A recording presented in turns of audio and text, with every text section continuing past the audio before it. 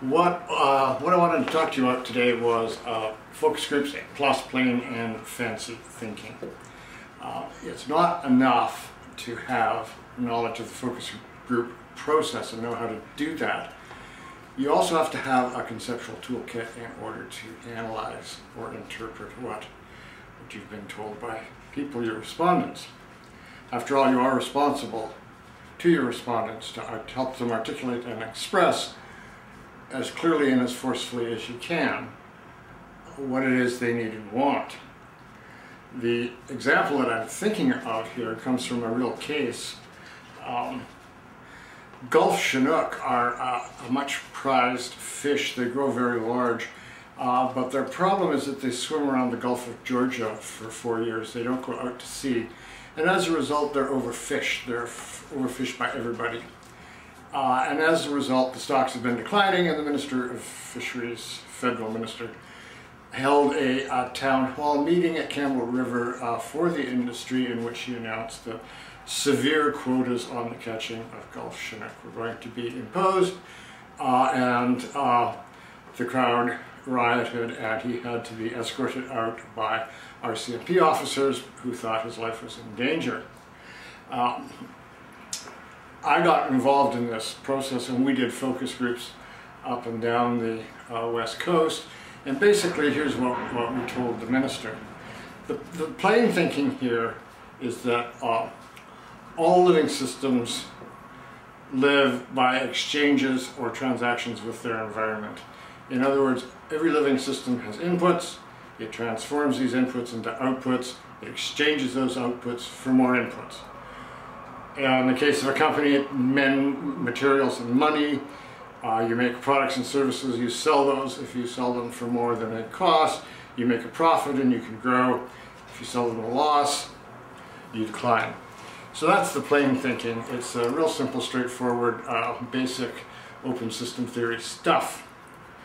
However, David Easton came along, and using a model that he called the open system policy model,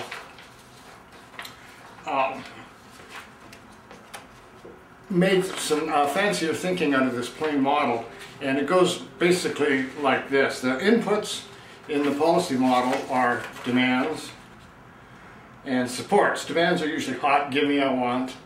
Supports are usually cool, yeah, you're the legitimate authority here. Somehow these inputs get prioritized.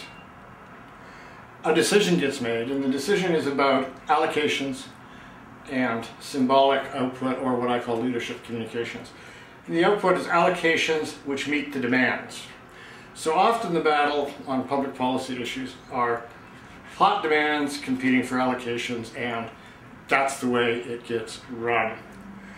What happened here with the Ministry of Fisheries is that they had neglected to build supports for their scientific credibility and for their legitimacy as the decision maker, and as a result they were perceived as being in competition for the allocations. In other words, they were part of the demand group who wanted more money, more power, more staff, more whatever. So we said to the minister, look, the people of the West Coast have said that if the Gulf Chinook disappear on your watch, you're a dead man. Somebody has to speak for the fish. That's you. So the minister went back to Campbell River and held a town hall meeting and said, we've spoken to the people of the West Coast. If the Gulf Chinook disappear on my watch, I'm a dead man. Somebody has to speak for the fish. That's me. You get this, and you get this. So the native fishery gets this, the sports fishery gets this, and the commercial fishery gets that. And everybody grumbled and said, yeah, blah, blah, blah, and went away, and that was the end of it as an issue.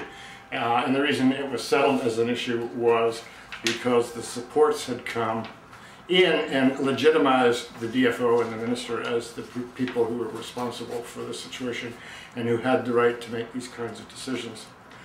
The lesson here is, in terms of plain and fancy thinking for you, if you're in the public policy, sector, or that you should always be paying attention to your supports.